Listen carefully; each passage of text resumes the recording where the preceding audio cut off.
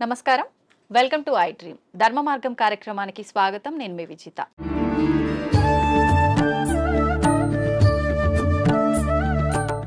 సాధారణంగా మనిషి యొక్క ఆయుష్ అనేది 100 ఏళ్ళు 100 సంవత్సరాలు అని చెప్పి మనందరం కూడా వాడుక భాషలో మాట్లాడుకుంటూ ఉంటాము.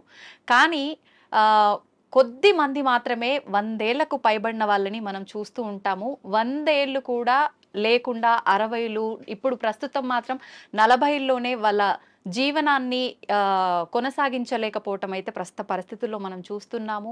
అసలు ఈ 100 ఏళ్ల ఆయుర్దాయం ఉండాలి అనంటే ఒకప్పటి కాలంలో వాళ్ళు ఎలాంటి ఆరోగ్యానికి సంబంధించిన జాగ్రత్తలు తీసుకునే వాళ్ళో మనకైతే చాలా వరకు అవగాహన లేదు. కానీ ప్రస్తుతం నాతో పాటు ఉన్నారు స్వామీజీ. వారు 109 సంవత్సరాలు వారి జీవనాన్ని కొనసాగిస్తూ ఉన్నారు. చాలా ఆరోగ్యంగా కూడా ఉన్నారు. అసలు ఇది ఎలా సాధ్యపడింది అంటే వారు చేసే ధ్యాన సాధన వల్లే సాధ్యపడిందని అయితే చెప్పొచ్చు. ఇప్పుడు స్వామి వారితో మాట్లాడి ఆ డీటెయిల్స్ అన్ని కూడా మనం క్లియర్గా తెలుసుకునే ప్రయత్నం అయితే చేద్దాం. నమస్కారం స్వామీజీ. హరి ఓం. స్వామీజీ 109 సంవత్సరాలు అంటే మామూలు విషయం కాదు. నేనైతే ఫస్ట్ టైం చూస్తున్నా. నిజంగా మీకు ధన్యవాదాలు స్వామీజీ. ఇప్పుడు ప్రస్తుతం ఉన్న సమాజంలో రకరకాల ఆరోగ్య సమస్యలు, ఎంత ఆరోగ్యంగా ఉన్న వాళ్ళైనా 40-60కి మించి వాళ్ళ జీవనం కొనసాగించే వాళ్ళ సంఖ్య చాలా తక్కువగా ఉంటుంది. అసలు ఎలా సాధ్యపడుతుంది స్వామీజీ? ధ్యానం చేయడం వల్ల ఆయుర్దాయం అనేది పెరిగే అవకాశం ఉంటుందా? గం గణపతియే నమః, ఐం సరస్వతియే నమః, శ్రీ గురుభ్యో నమః. మా గురుగారైనటువంటి మహంత్ హిమాలయగిరిజీ మహారాజ్ వారి పాదపద్మంలోని మనసులో స్మరించుకొని వీక్షిస్తున్న టీవీ ప్రేక్షకులకు శుభము మంగళము జరగాలని కోరుకుంటూ, మనిషి ఆయురార్థం మనిషి చేతిలోనే ఉంది. బ్రహ్మ ఏదో రాశాడు అంటారు, ఎక్స్పైరీ డేటు, డిస్పాచ్ డేటు అని. అది ఒక విధంగా కరెక్ట్ అయినప్పటికీ దాన్ని మార్చుకోగలిగిన శక్తి కూడా ఆ పరమాత్ముడే యోగము అనే దాని మీద మనకి ఇచ్చాడు. ఒక యోగ సాధన, సిస్టమేటికల్ లైఫ్, ఏ టైంలో ఏం తినాలా, ఎంత తినాలా, ఆ పద్ధతులన్నీ ఉండి ఒక గురువు నేర్పించినాడు. ఆ నేర్పించిన సిస్టమ్ ఈ రోజు వరకు తూచా తప్పకుండా పాటిస్తూ ఉంటే 109 ఏం కర్మ, ఇంకా ఎన్నాళ్ళైనా బతకవచ్చు. మీకు అందరికి బాగా తెలిసి ఉంటుంది, ఒక 2 ఏళ్ల కింద పద్మశ్రీ అవార్డులు ఇచ్చినప్పుడు శివానంద అనే ఒక యోగా మాస్టర్ సరస్వతి ఘాట్ దగ్గర ఉంటాడు కాశీలో. ఈ రోజుకు యోగా నడుపుతున్నాడు ఆయన. ఆ యోగా చేస్తాడు. He's 124 years on the day which he's taking award. తీసుకున్నప్పుడు ఆయనకు 123, ఇప్పుడు 125. మీ లోపల ఇక్కడ లౌకికంలో తిరుగుతున్న వాళ్ళలో ఆయన మీకు కనపడతాడు. మహామహా యోగులు కొంతమంది వాళ్ళ వయసు ఇంత అని వాళ్ళకు తెలీదు, వాళ్ళ డిసిపుల్స్ కూడా తెలియదు. మరి హిమాలయాలలో ఉండి తపస్సులు చేసుకుంటున్న వాళ్ళు అట్లే ఉన్నారు. సో ఈ ఏజ్ను, ఈ కట్టెను, ఉపాధిని కాపాడుకునే రహస్యాలు గురువు ద్వారా వస్తాయి. ఆ గురువు చెప్పింది తూచా తప్పక చేసినప్పుడే అది స్టాండర్డ్గా ఉంటాయి. కానీ గురువు చెప్పాడు నేను చేయలేదు అంటే ఏం లేదు. మనకు ప్రాక్టికల్గా కావాల్సినంత ఉంది. వేదాలు, ఉపనిషత్తులు, పురాణాలు ఇన్ని ఉన్నాయి. కానీ ప్రాక్టికల్, థియరాటికల్ 112 ఉంది. ప్రాక్టికల్ ఎవరు చేస్తాడో వాడు ఇట్లే ఉంటాడు. ఓకే, అంటే ఇలా చేసిన వాళ్ళకి ఖచ్చితంగా సాధ్యపడుతుంది. ఎవరైనా బతికేది 120 ఏళ్ళ ఆయురార్థం అనేది పరమాత్ముడు ఇచ్చింది. మనంతకు మనమే ఒక 20 ఏళ్ళు పోగొట్టుకుంటున్నాం. ఎట్లా అంటే పెద్దవాళ్ళ దగ్గరికి పోయి మనం నమస్తే పెడితే ఆయన శతమానం భవతి అంటాడు. 120 ఏళ్ళు భవతి అనడం లేదు. అక్కడే 120 ఏళ్ళు పోయింది. ఈ ఉన్న 100 ఏళ్లలో 50 ఏళ్ళు నిద్ర, 15-16 ఏళ్ల వరకు ఏమీ తెలియని బాల్యం, 80-90 వచ్చినప్పటి నుంచి నట్టుబోల్ట్లు లూజ్ అయ్యి అదొక 10 ఏళ్ళు. 100 ఏళ్ళు బతికినా దాంట్లో వాడి నిజమైన బతుకు 15-20 ఏళ్ళు మాత్రమే. ఎవరికి నచ్చినట్టు మరి దాంట్లో అక్కడికి యాత్రలు, ఇక్కడికి ప్రయాణాలు, ట్రాన్స్పోర్ట్, టీవీలు చూడాలు, సినిమాలకు పోవడాలు, ఆ గంటలంతా తీసేస్తే అది ఒక 5-6 గంటలు. అది నిజమైన మనిషి బతుకు ఎట్లా ఉండాలా అనేది అక్కడ ఉంది. ఎంతసేపు నిద్రపోవాలా, ఎంతసేపు మేలుకోవాలా.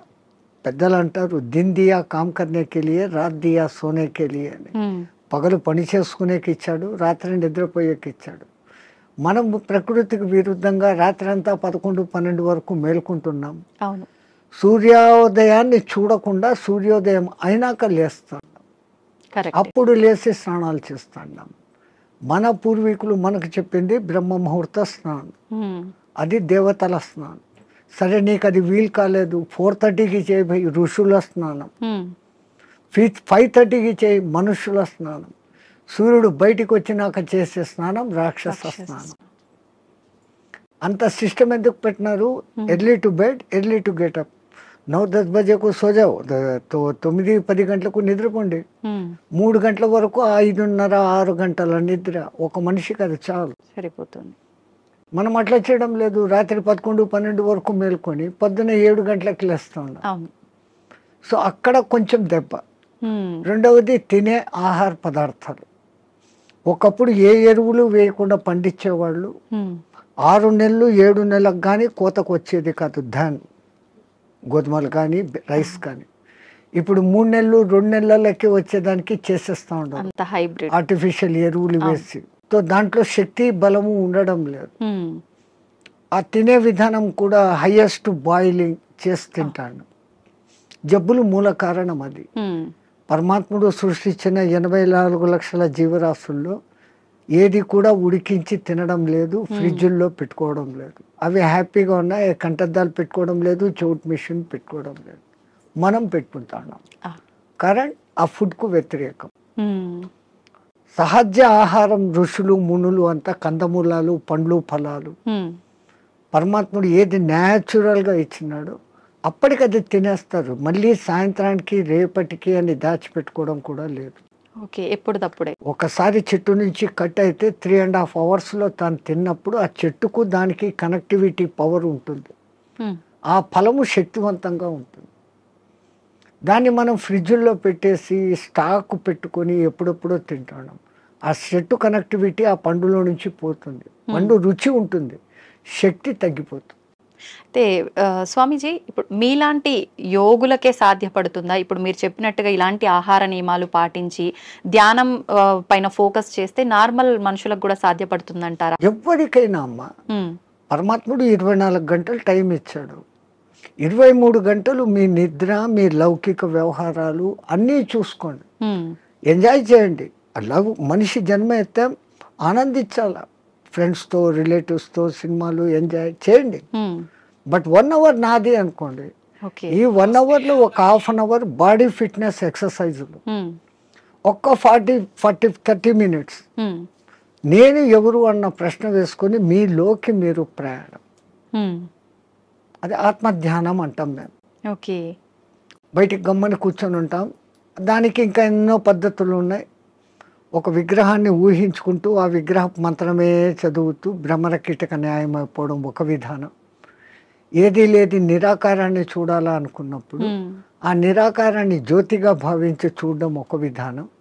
ఆ జ్యోతి నాలోనే వెలుగుతుంది అనుకొని ఆ జ్యోతి దర్శనం కోసం తప్పిస్తూ తపన చేయటం ఒకటి. ఓకే, ఇట్లా విధానాలు వేరే వేరేగా ఉన్నాయి. మన ఋషులు మనకు 100 మార్గాలు చూపించారు. ఎవరికి ఏది అడాప్టబుల్లో, ఎవరికి ఏది సూటబుల్లో, ఎవరికి ఏది సులభంగా చేసుకోగల శక్తి ఉందో వాడు అది చేసుకుంటాడు. మనకు ఆ చాయిస్ ఇచ్చాడు పరమాత్మ. బట్ మనం యూటిలైజ్ చేసుకుంటలేదు. ఓకే. అయితే స్వామీజీ, ఇప్పుడు మీరు ఆధ్యాత్మిక మార్గం వైపు వెళ్ళటానికి, యోగిలా మారటానికి కారణం ఏంటి? మీ కుటుంబ నేపథ్యం ఏంటి? మాకు కుటుంబం అంటూనే లేదు. పరమాత్ముడి దయ, నా అదృష్టం, నా పూర్వజన్మ సుకృతం. నేను 2 ఏళ్ల పిల్లవాడిగా ఉన్నప్పుడు హరిద్వార్లో ఉన్న ఒక మేళాలో మిస్ అయినాను. మీరు జాతర ఉత్సవం అంటారు, అట్లా అక్కడ మేము మేళా అంటాం. ఆ మేళాలో మిస్ అయినాను. ఏ ప్రాంతం నుంచి వచ్చానో, నా కులం మతం ఏమీ నాకు తెలియదు. బై మిస్టేక్ తప్పిపోయినానో, మా తల్లిదండ్రులకు బరువై నన్ను వదిలిపెట్టారో, ఏ కారణమైనా నాకేదో పూర్వజన్మ పుణ్యం ఉండబట్టి మా గురువుగారు అనే మహంత్ హిమాలయ గిరిజీ మహారాజ్ వారు తన స్థానం రుద్రప్రయాగ నుంచి ఆ మేళాకు వచ్చి ఉండి నన్ను చూసి చేరదీశారు. ఆయనే విద్యాబుద్ధులు చెప్పించారు. ఆ తర్వాత ఆయన దగ్గరనే 7.5 ఏళ్ళు శిష్యరికం చేసిన తర్వాత, డిగ్రీ అయిపోయిన తర్వాత ఆ మహానుభావుడు ఆ 7.5 సంవత్సరాలలో ఈ కుండలిని విద్య, యోగము, పురాణాలు, ఇతిహాసాలు, వేదము, ఈ సాధనలు చెప్పి ధర్మ ప్రచారం నీ కర్తవ్యం. ఉమ్, దేశం ఎట్లుందో తెలుసుకోవాలంటే ముందు పాదయాత్రతో దేశమంతా తిరిగిరా, చార్ధామ్ దర్శన్ అన్నారు. ఉమ్, బడా చార్ధామ్ అని ఒకటి, చిన్న చార్ధామ్ అని రెండు ఉన్నాయి. ఓకే. బద్రీ, కేదార్, గంగోత్రి అనేది చార్ధామ్ చోట.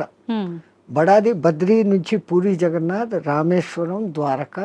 ఉమ్, ద్వారకా నుంచి స్వస్థానం అంటే ఉమ్, ఒక్క కాశ్మీర్ విడిచిపెట్టి మిగతా మన దేశం అంతా ఒక చక్కర కొడతాం. ఉమ్, ఈ పవిత్ర భారతదేశంలో ఎన్ని సాంప్రదాయాలు ఉన్నాయి, ఎంతమంది ఆహారపు అలవాట్లు ఉన్నాయి, ఉమ్, ఎన్ని వాతావరణ పద్ధతులు ఉన్నాయి. ఈ ఉపాధికి అవన్నీ అకష్టం కావాలా. ఉమ్, నాకు ఇదే కావాలా అన్నవాడు సన్యాసి కాదు. ఓకే. నాకు అన్న మాట వచ్చిందంటే నేను నీ దగ్గర అన్ని వదిలిపెట్టినానన్న మాటకు విరుద్ధం. ఉమ్, సర్వం న్యాసం, నీ దగ్గర నేను పెట్టేశాను, ఓకే. నీవు నేను తప్ప ఏమీ లేదు అనేది సన్యాసం. ఉమ్, మరి అటువంటప్పుడు మళ్ళీ నాకు ఇది కావాలా, నాకు చపాతీలే కావాలా, ఉమ్, నాకు ఏసీ రూమే కావాలా, ఇవన్నీ విరుద్ధం. ఉమ్, సో ఈ విరుద్ధతకు ముందు ఈ శరీరాన్ని తయారు చేసేదానికి గురువులు ఆ సాధనలు నేర్పిస్తారు. ఉమ్, పంచాగ్ని విద్య అని, ఓకే. జల ఉపన్యాసం అని, ఇట్లాంటి కొన్ని ఉంటాయి. ఓకే. అవి నేర్పటం మూలంగా చలి, ఎండావానలకు ఈ శరీరం తట్టుకునే స్థితికి వస్తుంది. ఉమ్, అలాగే ఆహారం విషయంలో 11-12 రోజులు తినకుండా కూడా అదే శక్తిగా ఉండే సాధన కొన్ని మంత్రాల మూలంగా ఇన్నర్ శక్తిని పెంచుకునే. ఓకే. మన చుట్టూ ఉన్న శక్తినే మనం మన దాన్ని లోపల. పట్టుకోగలగడం. ఓకే. ఆ సాధనలు వాళ్ళు నేర్పిస్తున్నారు, దాన్ని చేసుకుంటూ పోతున్నాం. అట్లా అని తిండి లేకుండా ఉండాలా అని దాన్ని ప్రయోగించకూడదు. అత్యవసర అత్యవసర పరిస్థితుల్లో. ఓకే. శక్తులు ఉన్నాయని అది దుర్మార్గానికో స్వ అవసరానికో వాడుకోకూడదు. అత్యవసర పరిస్థితి ఇంకోని రక్షణకు, అప్పుడు దాన్ని వాడుకోవచ్చు. ఉమ్, మనకు ఆహారం దొరకనప్పుడు అది చేయొచ్చు. ఓకే. అదొక ప్రదర్శనగా చేసినప్పుడు ఆ విద్య వాడి నుంచి పోతుంది.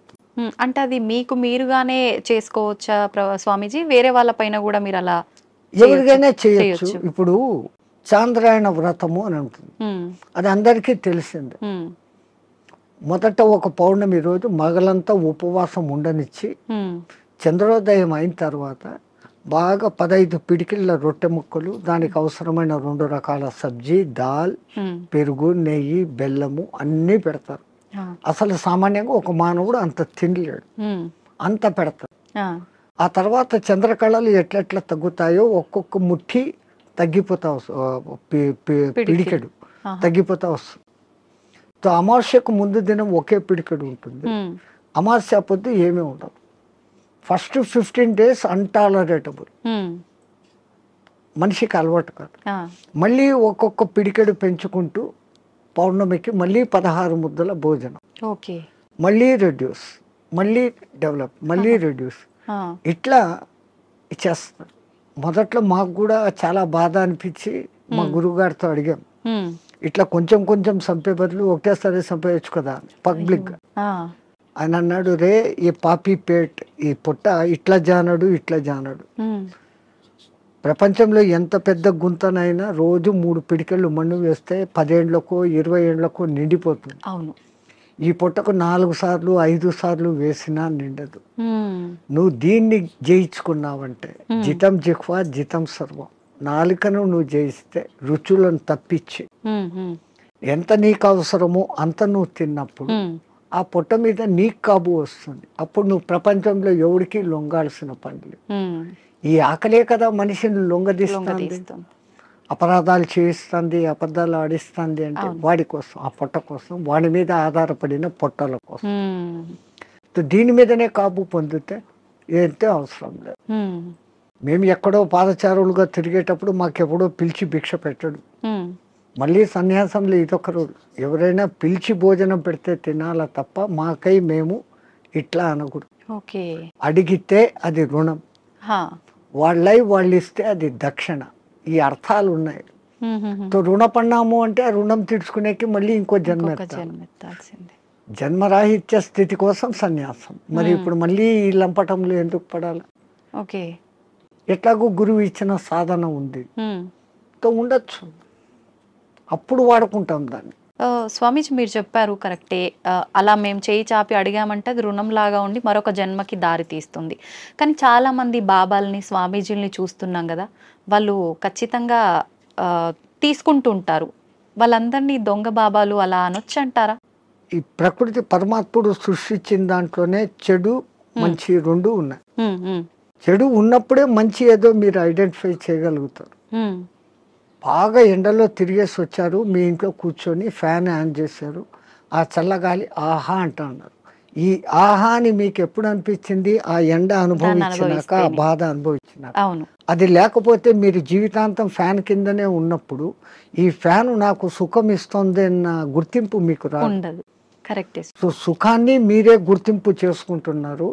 ఎండలో తిరిగి ఉస్సు బస్సు నాకు నీళ్లు తప్పికెత్తంది మంట అనే ఫీలింగ్ వచ్చినప్పుడు కష్టాన్ని మీరే ఫీల్ అవుతాను. ఓ అది కష్టము, ఇది మంచిది బాగుంది అనే కంపారిజన్ వస్తాను.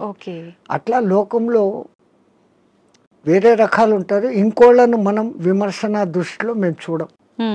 అతను దృష్టిపథం ఎట్లాడుతూ కొంతమంది ఉంటారు, మీ కర్మను తొలగించాలంటే మీ దగ్గర నుంచి ఏదో ఒకటి తీసుకున్నప్పుడు మీ తీసుకోవడం బాహ్యంగా ఉన్నా దాని వెనకల మీ కర్మను లాగలిగిన గొప్ప వాళ్ళు ఉంటే ఆ పని చేస్తారు.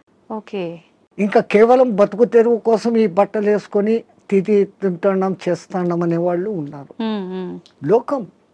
కానీ నే మట్టుకు నా వరకు అసలు నేను అందరికీ చెప్పేసలా, ఇంకోటి నువ్వు విమర్శించకు, కంపేర్ చేసుకోకు. నీ కర్తవ్యం నువ్వు చేసుకుంటావు, నీ గురువు నీకేం చెప్పాడో అది చేసుకుంటావు. కంపారిజన్లోకి పోతే ప్రపంచమంతా ఇంకా సమస్యలే. స్వామీజీ, క్రియాకుండలి అంటుంటారు, ఇది ఒక విద్యనా? ఇది నేర్చుకోవటం వల్ల ఎటువంటి మార్పులు గమనించవచ్చు అంటారు? యోగం అంటేనే కలయిక. విడిపోయాం పరమాత్మ నుంచి, మళ్ళీ పరమాత్మతో కలవాలా అనుకోవడమే యోగం. ఆ ఒక్క యోగ సాధనకు మన పూర్వీకులు అనేకంగా క్రియాయోగం అని, కర్మయోగం అని, భక్తి యోగం అని, జ్ఞానయోగం అని, కుండలిని యోగం అని, హఠయోగం అని, క్రియాయోగం అని, నాదయోగం అని, స్వరయోగం అని. స్వరయోగం అంటే ముక్కుల ద్వారా గాలి ఎటు పోతుంది ఎటు వస్తుంది అని ఇన్ని రకాలు ఉన్నాయి. అది కూడా మనకి ఇవ్వబడిన చాయిసెస్. నీకు దేంట్లో నిష్ణాతత వరకు పోగలుగుతావు. ఇప్పుడు స్టడీస్లో తీసుకుంటే బిఏ అయినాక ఎంఏ, ఎంఏ అయినాక ఎంఫిల్, ఏమో అంతతో నువ్వు దాంట్లో పర్ఫెక్ట్. సో దీంట్లో కూడా ఫండమెంటల్స్ నుంచి ఆ స్థాయికి నువ్వు పోగలిగినప్పుడు యూ విల్ అచీవ్. ఎవరైనా కానీ అచీవ్ కావచ్చు, చాయిసెస్. అట్లాంటి దాంట్లో ఈ క్రియాయోగం అనేది ఒకప్పుడు వైదిక కాలంలో ఉండేది, మధ్యలో లుప్తమైపోయాయి. ఆ లుప్తమైపోయిన దానికి మనుషులకు తిరిగి అందించాలని దాని మూల పురుషుడైన మహావతార్ బాబా ఒక మహానుభావుడిని ఎన్నుకొని అతన్ని మాధ్యమంగా చేసుకొని కొన్ని వేల గ్యాప్ మధ్యలో తర్వాత మళ్ళీ ఆయన ద్వారా ప్రచారంలోకి తీసుకొని వచ్చారు.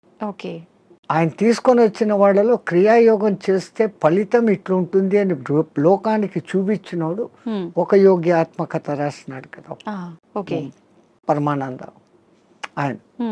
ఆయన డెడ్ బాడీ 15 రోజుల వరకు చెడలేదు. అది యోగి శక్తి. క్రియాయోగం చేస్తే క్రియాయోగం చేస్తే దాంట్లో చేయాల్సిన దాంట్లో కఠినతరమైన సాధన ఏమంటే ఖేచరి ముద్ర. ఈ నాలుకను వెనకకు మడిచి చిన్న నాలుకను ఉండే దాని వెనకకు పెట్టి నాసికా రంధ్రాలను క్లోజ్ చేస్తూ సాధన చేసినప్పుడు ఆ చిన్న నాలుక బ్రహ్మ మన మైండ్లో నుంచి ఒక రసం ఊరి ఒక డ్రాప్ పడుతుంది. అది అన్నాహారాలకు నీటి దప్పికలను కానివ్వకుండా చేయటమే కాకుండా ఈశ్వరానుసంధాన శక్తిని కలుగజేస్తుంది. బ్రహ్మరంధ్రం యాక్టివేట్ అయ్యేటట్టు చేస్తుంది. షట్చక్రాలు యాక్టివ్గా ఉండేదానికి కారణభూతమైంది. షట్చక్రాలు ఎప్పుడు యాక్టివ్గా ఉంటాయో ఆ షట్చక్రాలు నియంత్రిస్తున్న ఇన్నర్ ఆర్గాన్స్ అన్ని యాక్టివేట్. దేహం ఆరోగ్యంగా ఉంటుంది, మనసు ఆరోగ్యంగా ఉంటుంది, ఆత్మ ఆనంద స్థితిలో ఉంటుంది. ఈ సాధన చేయడానికి ఎంత కాలం పడుతుంది స్వామీజీ? చాలా కష్టంతో కూడుకున్నదే కదా. దాన్ని బలవంతంగా ఆ నాలుకను సాగదీస్తూ వెనకున్న నరాన్ని కట్ చేసి లోపలికి తోసుకుంటూ తిప్పల పడేదానికే 3-4 ఏళ్ళు అవుతుంది. అది బలవంతంగా చేసింది. పూర్వజన్మ సుకృతం ఉన్నప్పుడు, ఆ గురు కటాక్షం ఉన్నప్పుడు అది సహజంగా వెనక్కి వెళ్ళిపోతుంది. అది ఎవరికి ప్రాప్తతో వాళ్ళకే. ప్రతి ఒక్కటి ఎవడు చేయాలంటే, మనమంతా ధీరుబాని అంబాయిలు కాలేమే. మన దేశంలోనే పుట్టాడు ఆయన, మన ఎదురుగానే పెరిగాడు, ఈ పొద్దు కోట్ల ఆస్తి, మనం లేదు. అవును. సో ఎవరికి ఏది ఉందో అదే అది. కానీ సాధన సిస్టమేటికల్గా చేస్తే ఎవరైనా అద్భుతమైన క్రియాయోగి కాగలరు. ఇప్పుడు మీరు కూడా ఈ విద్యను నేర్చుకున్నారు కదా స్వామీజీ, మీకు ఎంతకాలం మాకు నేర్పించింది మా గురువు గారు కుండలిని విద్య. కుండలిని విద్య. ఓకే. అదే నేను చెప్పాను, ఇప్పుడు ఇన్ని యోగాలు ఉన్నాయి, దాంట్లో మా లైన్ కుండలిని యోగ సాధన. మీరు మీ గురువు గారి దగ్గర నేర్చుకున్నారు, మళ్ళీ మీరు మీకు శిష్యులు వాళ్ళకి సాధన నేర్పించడం ఇలాంటివి చేస్తుంటారా స్వామీజీ? ఎందుకంటే మొట్టమొదట నేను గురువు అనిపించుకోవడం నాకు ఇష్టం లేదు. ఓకే. ఎందుకని? అందరూ గురువులే. పత్రిజీ అంటారు, you are masters, I'm also master, you are gods, I'm also god అంటారు. సో అందరిలో అదే ఉన్నప్పుడు నేను ఏదో నేర్పిస్తాను అనే అహంకారం కాదు. నాకైతే తపన ఉంది, నేను బాగున్నాను, నాలాగా మీరు ఉండండి. కానీ ఆ చేసే ప్రాసెస్ అందరూ అట్లా చేయలేరు. ఆ క్రియలు ఉంటాయి, క్రియల తర్వాత 3 బంధాలు అనేటివి ఉంటాయి, పూరక కుంభక రేచకాలు అనేది ఉంటాయి. ఇవన్నీ చెప్తున్నప్పుడు బాగా వింటారు, ప్రాక్టికల్ అది ఉండదు. థియరాటికల్ గా నేను వాళ్ళకి పూర్తి అర్థమయ్యేటట్టు చెప్తా వాళ్ళ భాషలో. బట్ చెప్పిన తర్వాత ఆ రోజు చాలా బాగుంది అంటారు, నెక్స్ట్ డే దాన్ని చెయ్యరు. వీళ్ళందరూ ఎట్లున్నారంటే ఈ కాలంలో, ఈ పొద్దు వినేయాలా రేపటికంతా నాకు వచ్చేయాలి, వింటే రాదు కదా. Practical, everything practical. ఓకే స్వామీజీ, మీరు ఇన్ని సంవత్సరాలుగా రకరకాల మార్పులు సమాజంలో కానీ మనుషుల్లో కానీ చూస్తూ వచ్చారు కదా, ప్రత్యేకించి చెప్పాలి అని అంటే ఎక్కువగా మార్పు చెందిన విషయాలు ఏంటి? స్వాతంత్రం రాకముందే చాలా బాగుండిందమ్మ దేశం. ఇంత క్రూరత అనేది అప్పట్లేదు. అప్పుడు వాళ్ళ పోలీసింగ్ చాలా తక్కువ అయినా బ్రిటిష్ వాళ్ళు పద్ధతిగా ఉన్నారు. కానీ వాళ్ళది వాళ్ళు ప్రచారం చేసుకునేకి మన గురుకుల వ్యవస్థను ధ్వంసం చేసి ఈ ఇంగ్లీష్ ఏబిసి కాన్వెంట్లు పెట్టారు. సో వాళ్ళ ప్లాన్ మన సంస్కృతిని ధ్వంసం చేస్తే మనం పోతాము. కానీ మన సనాతన ధర్మ సంస్కృతి అజరామరం, ఎవడు దాన్ని ఏమీ చేయలేదు. 1000 ఏళ్ళు ప్రయత్నం చేశాడు, ముస్లింస్ కాలేదు. 400-500 చేసిన బ్రిటిష్ వాళ్ళ చేత కాలేదు. ఈ పొద్దుకు అది అజరామరంగా ఉంది. ఎందుకంటే మనది గురు శిష్య పరంపర, అది ఎక్కడా పోదు. ఇప్పటికి కేరళలోను కాశ్మీర్లోను ఉన్న బ్రాహ్మిన్స్, నంబుద్ధిడి బ్రాహ్మణ్స్ అని ఉంటారు. వాళ్ళ వేద పఠన విధానం, వాళ్ళు వేదాన్ని కాపాడుకుంటూ వస్తున్నారు. పుస్తక రూపంలో వీడు కాల్చేశాడు, మస్తకాన్ని ఎక్కడ కాలుస్తావు? మస్తకంలో పెట్టుకుని తరతరాలు అందిస్తున్నారు. కాబట్టి మన దేశం ఈ రోజుకు అలాగనే ఉంది, భవిష్యత్తులోనూ అలాగనే ఉంది. ఒకప్పటి రోజుల్లో చూస్తే ఆడవాళ్ళకి చాలా ప్రత్యేకత, గౌరవం ఉండేది. ప్రస్తుత సమాజంలో అది అసలు కనుమరుగైపోయిందనే చెప్పాలి. మనుశాస్త్రంలో నా స్త్రీ స్వాతంత్రం రహస్య అన్నాడు అని దాన్ని ఏదో తప్పుగా లోకం చెప్తా ఉంది. ఆయన ఆ మాట అన్న తర్వాత దాని వెనకాల ఎంత ఎక్స్ప్లెనేషన్ ఇచ్చాడో అది చదవరు. ఒక అమ్మాయిని తండ్రి, అన్నదమ్ములు అపురూపంగా రక్షకులుగా ఉండాలి. పెద్దదై పెళ్లి చేసిన తర్వాత భర్త రక్షకుడుగా ఉండాలి. తనకు వయసు పెద్దదైనప్పుడు సంతానము తల్లిని అపురూపంగా చూసుకోవాలి అని ఆయన చెప్తూ, ఇంతమంది ప్రొటెక్షన్ లో ఉండే ఆమెకు వేరేగా స్వాతంత్రం అవసరం లేదు అన్న మాట అంటే, దాన్ని మనం మిస్అండర్స్టాండ్ చేసుకొని స్త్రీలకు స్వాతంత్రం లేకుండా చేశారు, మీ సంస్కృతి వెస్ట్, మేము చూడు ఎంత ఫ్రీనెస్గా ఉన్నాము అని. ఫ్రీనెస్గా ఉండి 3 రోజులకు ఒకసారి విడాకులు తీసుకుంటున్నారు. మన సనాతన ధర్మంలో విడాకులు అన్న వ్యవస్థ లేదు. ఒక్కసారి పెళ్లి చేసుకుంటే జీవితాంతం వాళ్ళిద్దరూ కలిసిమెలిసి ఉండాలా అన్నంత వ్యవస్థ పెట్టారు. స్వామీజీ, మీరు అన్నది కరెక్టే, కానీ ప్రస్తుత సమాజంలో చూసుకుంటే విడాకుల సంఖ్య చాలా పెరిగిందనే చెప్పాలి. ఎందుకంటే ఈ డామినేషన్ పెరిగిపోయింది. నేను నీలాగా చదువుకున్నాను, నన్ను తక్కువ ఎక్కువ చూస్తున్నావు అన్న డిఫరెన్స్లు వస్తాను. ఒక చిన్న కాంప్రమైజ్, ఆయన అట్లా అన్నాడు నేను ఇట్లా అన్నాను అంటే అది విడిపోతుంది. ఎవరో ఒకరు తగ్గడము ఎక్కడము చేసుకుంటూ పోయినప్పుడు ఆ బంధం మొదట్లో కొంచెం కొట్లాటలు జరిగినా జీవితాంతం సాగుతుంది. ఈ మధ్య ఏమైపోయింది, చిన్న చిన్న విషయాలకు కూడా ఆ ఫారినర్స్ లాగానే ఈ రోజు పెళ్లి 3 నెలలకే డైవర్స్. అవును. అభిప్రాయ భేదాలు, లవర్స్ పెళ్లి చేసుకున్న వాళ్ళు కూడా విడిపోతారు.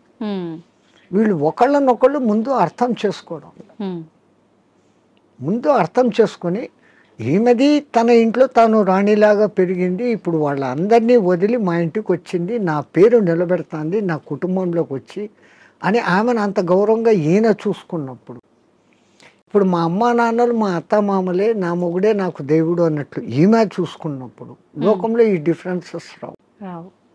తప్పు ఇటుందా అటుందా కాదు, వీళ్ళిద్దరి మధ్య సరి అయిన అవగాహన ఉందా లేదు. ఒక తల్లికి ఏం భయం ఉంటుంది, 20 ఏళ్ల వరకు పెంచుకున్న కొడుకు ఎక్కడ ఆమె కొంగులో కట్టేసి వెళ్ళిపోతుందో అనేది తల్లి బాధ.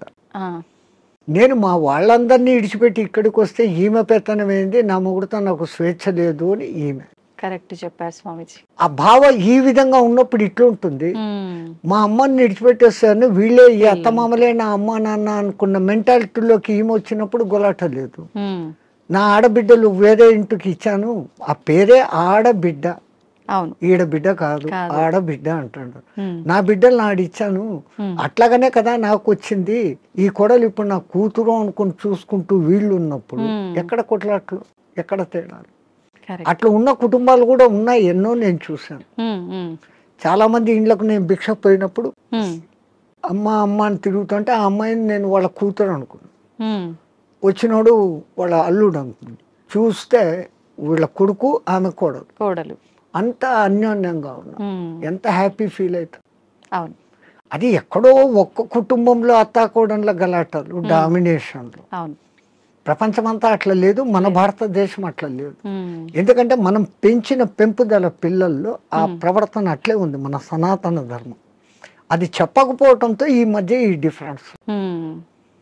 సమిష్టి కుటుంబంలో ఉన్న పెరిగిన పిల్లలు అద్భుతంగా ఉంటారు, ఎందుకంటే వాళ్ళకి అన్ని ఆప్యాయతలు, మా అత్త ససు బహుశా అన్ని వరుసలు అక్కడ ఉంటాయి. పెళ్లికి ముందు నుంచే అత్త, మేనత్త, మేనమామ, మామ, అత్త, ఇవన్నీ వరుసలు ఉంటాయి. ఆ అఫెక్షన్ లో పెరిగిన వాడు ఎప్పుడు లవ్ డిస్ట్రిబ్యూట్ చేయాలని చూస్తాడే తప్ప ఈ ఇన్కన్వీనియన్స్ ఫీల్ కాడు, ఇన్సెక్యూరిటీ ఫీల్ కాడు. ఇప్పుడు సమాజం ఎట్లా ఉంది, పెళ్లి పొద్దు చేసుకుంటారు, వేరే కాపురం అంటారు. ఆ పుట్టిన పిల్లలను వీళ్ళిద్దరు ఉద్యోగాలకు వెళ్ళిపోతారు, ఆయానో లేకుండా అంటే ఇంకెక్కడో పెంచుతాడు. వాడు అఫెక్షన్ లేకుండా పెరగటంతో మనిషిలో క్రూయాలిటీ పెరుగుతా. ఇప్పుడు జరిగే ఈ అరాచకాలన్నిటికీ కారణం ఇదే అంటారా? నేను అదే, వాడు ఇన్సెక్యూరిటీగా పెరిగాడు, అవును అవును, దురలవాట్లకు ఈజీగా పడిపోతాడు, డామినేషన్ వస్తుంది. అవును, ఇవన్నీ కారణం వానికి లవ్ అండ్ అఫెక్షన్ దొరకపోవడం. అసలు తల్లి మామూలుగా ప్రేమగా పాలివ్వడం లేదు. 6 నెలలు 1 సంవత్సరం ఆ తల్లి వెచ్చదనం అనుభవిస్తూ ఆ పాలు ఆ ముఖాన్ని చూస్తూ చేసిన వాడిలో ఉండే అఫెక్షన్, ఆ తల్లి నాన్న కన్నా అంట మాట్లాడిస్తూ ఉండే ఆ అఫెక్షన్ వాడి భవిష్యత్తులో ఇంకొన్ని హింసించాలా తిట్టాలనే భావన రాదు. అన్నింటికీ మూల కారణం ముందు తల్లి. ఆ బిడ్డను తల్లి అట్లా పెంచితే అన్నీ అట్లే ఉంటాయి. ఒక జిజియాబాయి శివాజీని తయారు చేసింది ఎంత అద్భుతంగా, ఒక రామకృష్ణ పరమహంస, ఎవరికైనా వీళ్ళ వెనకాల ఒక తల్లి ఉంది. ఆ తల్లి డైవర్షన్ ఇంత అద్భుతంగా. స్వామిజీ, ఇందాక మీరు అన్నారు బ్రాహ్మీ ముహూర్తంలో ఎవరు పాటించట్లేరు పాటించాల్సినవి అని చెప్పి. నిజంగా మన సనాతన ధర్మమే చాలా గొప్పది, అందులో బ్రాహ్మీ ముహూర్తం గురించి చాలా గొప్పగా చెప్పారు మీలాంటి పెద్దవాళ్ళు కూడా. ఎందుకు అంత గొప్పతనం బ్రాహ్మీ ముహూర్తానికి? ఫస్ట్ లేచినాక మలమూత్ర విసర్జన చేసేయాలి 3:30-4 o'clock. ఓకే, 15-20 minutes ఆ పని. వీళ్ళాక శుభ్రంగా స్నానం చేయాలి. భాష్యంగా మనం ఎంత శుద్ధం చేసుకున్నా 1 గ్రాము ఇక్కడ, 1 గ్రాము ఇక్కడ, 1 గ్రాము ఇక్కడ, 10 గ్రాములు మైనస్ ఉంటుంది. బట్ బాహ్య శుద్ధి, నేను స్నానం చేసినప్పుడు అంతర్శుద్ధి కూడా ఆటోమేటిక్ గా కలుగుతుంది. Now I am cure, I am pure అన్న భావన ఇక్కడ వచ్చినప్పుడు ఆ భావన ఇన్నర్ కు కూడా తగులుతుంది. ఆ బ్రహ్మముహూర్త టైంలో మీకు సౌండ్స్ ఎక్కడ ఉండవు, ప్రశాంతంగా ఉంటుంది. ఇంకా పక్షులు లేచి కిలకిలా రావాలకు కూడా చేయవు. ప్రకృతి అంత ప్రశాంతమైన తపస్థితిలో ఉన్న స్థితిలో ఉంటుంది. ఆ వైబ్రేషన్స్ హిమాలయాలలో జపాలు తపాలు చేసుకుంటున్న వాళ్ళ వైబ్రేషన్స్ అంతా ఆ గాలిలో కలిసి ఉంటాయి. ఓకే.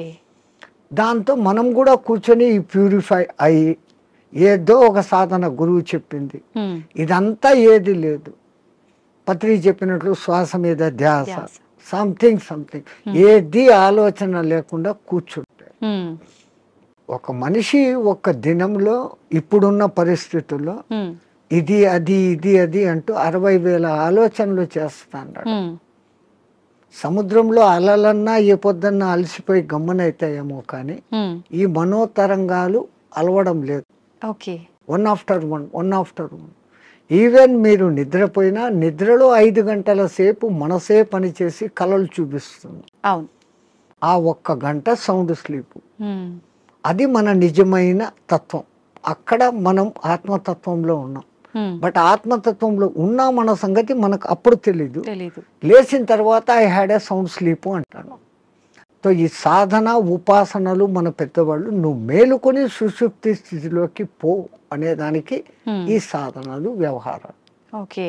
అయితే ఇప్పుడు సాధనలు ఇవన్నీ చేయలేని వాళ్ళు, నార్మల్ వాళ్ళు ఇప్పుడు బ్రహ్మీ ముహూర్తంలో ఇలాంటి పనులు చేయాలి, అలాంటి పనులు చేయాలి, అసలు కరెక్ట్ బ్రాహ్మీ ముహూర్తం అంటే ఏ సమయం నుంచి ఏ సమయం వరకు? అదే చెప్పాను కదా, 3 to 3:45 దేవతల టైం.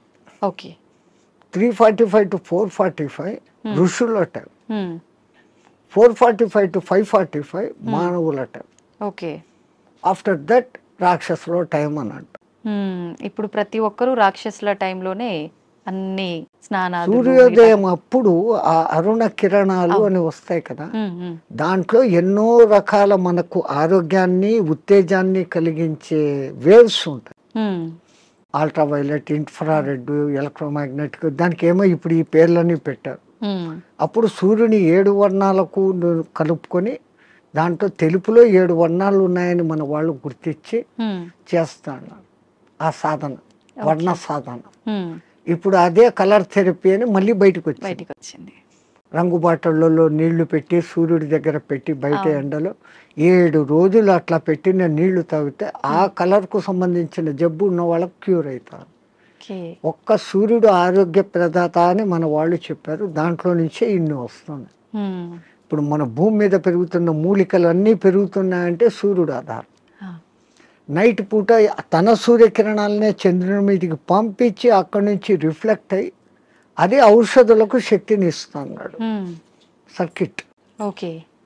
సో అందుకే మన పూర్వీకులు గుర్తించి ఆరోగ్యం భాస్కరాదిచ్చేత అన్నారు. ఆరోగ్యం సూర్యుని చేతిలో ఉంది. ఓకే స్వామిజీ, ప్రాణాయామం ఇది చేసే వాళ్ళు ఎక్కువ కాలం జీవించే అవకాశం ఉంటుందంటారు కదా? 100%. పూర్వీకులు చెప్పిన లెక్క 21,600 రెస్పిరేషన్స్, 21,600 హంస జపం సాధారణంగా ఎవడో చేసేస్తాను ఇన్వాలంటరీ. అప్పుడు ఆ ఊపిరితిత్తులు ఇంతే పని చేస్తుంది. ఇట్లా తీసుకుంటున్నాం, ఇట్లా వదిలేస్తున్నాం. పరమాత్ముడు మనకు ఊపిరితిత్తులు ఇంత పని చేసేకి ఇచ్చాడు. దాంట్లో 10th కాదు కదా, 1% కూడా మనం చేయడం లేదు. తీసుకుంటున్నాం, వదులుతున్నాం. తీసుకున్న గాలిని యూటిలైజ్ చేసుకోవడం లేదు, ఉపయోగించుకోవడం. ఆ దానికి ప్రత్యేకంగా ఈ పూరక కుంభక రేచకాలు అనే ప్రాణాయామ వ్యవస్థ పెద్దవాళ్ళు పెట్టారు. సంపూర్ణంగా ఊపిరితిత్తులు నిండేంతగా దీర్ఘంగా శ్వాస తీసుకొని ముక్కులు మూసేస్తాం. ఆ తర్వాత బలవంతంగా ఆ గాలిని మింగుతున్న ఫీలింగ్ చేసి కడుపులో కూడా గాలి పోతోంది అని చెప్పి మళ్ళీ ఒకసారి ముక్కులు ఓపెన్ చేసి ఇంకొంచెం తీసుకుంటాం. అంత గాలి తీసుకొని మన కెపాసిటీని బట్టి 30 seconds 40 secondsతో ఆరంభించి నెలలు సంవత్సరాలు గడిచేసరికి 2 minutes 2.5 minutes వరకు ఆ కుంభకంలో ఉంచినప్పుడు తీసుకున్న గాలి మొత్తం యూటిలైజ్ అయ్యి కణాలు ఇడిచిన కార్బన్ డైఆక్సైడ్ అంతా వచ్చి బయటకు వచ్చేస్తుంది. అది రేచకం. ఈ విధంగా చేయడంలో మనకు శాస్త్రజ్ఞులు, మన ఆ పూర్వీక శాస్త్రజ్ఞులు చెప్పింది ఇడా పింగళ అనేది సూర్య చంద్ర నాడులు. ఒక ముక్కు ద్వారా చల్లని గాలి బాడీలోకి వస్తుంది, ఒక ముక్కు ద్వారా వేడి. శరీరంలో శీతోష్ణాలు సమస్థితిలో ఉండి ఆ రెండింటిని నియంత్రించగలిగినప్పుడు వాయువు ఈ రెండు ముక్కులలో కాకుండా మనకున్న 72,000 నాడులలో 11 నాడులు ముఖ్యం. కండ్లకు పోయేది, చెవులకు పోయేది, ముక్కులకు పోయేది.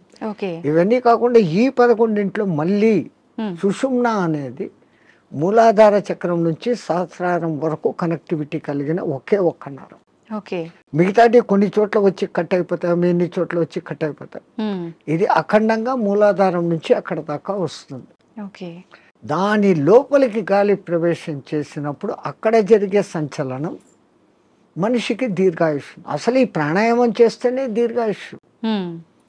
కారణం మామూలు మనిషి ఒక నిమిషంలో 15 రెస్పిరేషన్లు తీసుకుంటే నేను నిమిషం సేపు గాలిని బంధించగలిగినాను అంటే నాకు 15 రెస్పిరేషన్లు సేవ్డ్ కదా. It is in my bank account.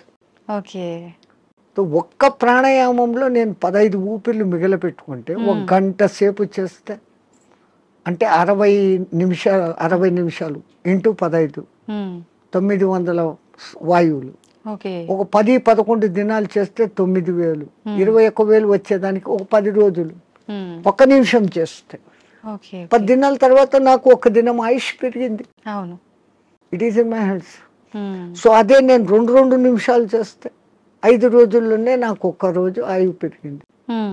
అది కారణం. ప్రాణాయామంలో అది రహస్యం.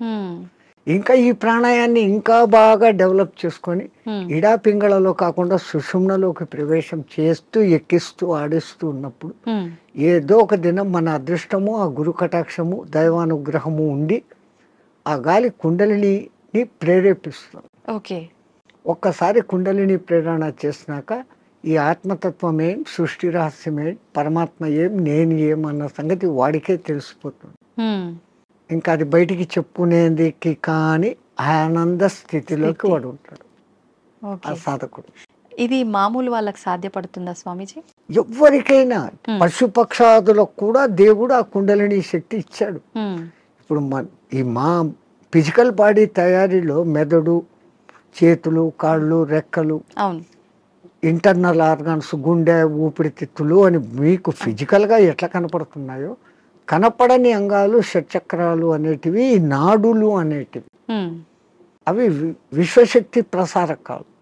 నరాలలో రక్త ప్రసరణ, ఆక్సిడేషన్ ఇది జరుగుతుంది. మన వాళ్ళు ఈ 2 రకాలుగా చూశారు. అది వ్యవహారం. అక్కడ ఆ తేడాను గమనించి వాళ్ళు ఆ సాధనాలు చేశారు. మాకు కనపడదు, అది లేదు అనుకుని వాళ్ళ లోకం, ఈ లోకమే, ఈ జన్మే శాశ్వతం అనుకునేది వాళ్ళ సిద్ధాంతం. మనకు జన్మలు ఉన్నాయి అన్నది మన సిద్ధాంతం. ఇప్పుడు చాలా మంది ధ్యానం చేయాలనుకుంటారు, కానీ మనసుని నియంత్రించుకోలేకపోతుంటారు. ఏకాగ్రత లోపిస్తూ ఉంటుంది, రకరకాల ఆలోచనలు కదులుతూ ఉంటాయి. ఎలా నియంత్రించుకోగలుగుతారు స్వామీజీ? మనసుకు ఒక్క డ్యూటీ అప్పచెప్తే పాపం మనసు ఏం చేస్తుంది? గమ్మను ఉన్నప్పుడు 112 ఆలోచనలు చేస్తాను. ఇప్పుడు మీరు కుట్టు పని చేస్తారు, మిషన్ మీద కూర్చున్నారు, మీకు కుట్టు పని తెలుసు. ఇన్వాలంటరీగా మీరు ఆ బట్ట అక్కడ పెడతారు, ఎట్లా పొడి చేయాలో చేస్తారు, కాళ్ళు కదుపుతూ ఉంటారు, కుట్టు మిషన్ నడుస్తుంటుంది, కళ్ళతో చూస్తుంటారు, కుట్టు పోతుందా లేదా పోతుంది. ఇదంతా ఎట్లా వచ్చింది? ఒక ప్రాక్టీస్, ఒక దినంలో రాదు. సో అక్కడ మీరు మనసంతా ఎక్కడ పెట్టారు? కుట్టు లైన్ గా పోతుందా లేదా అనేదాన్ని.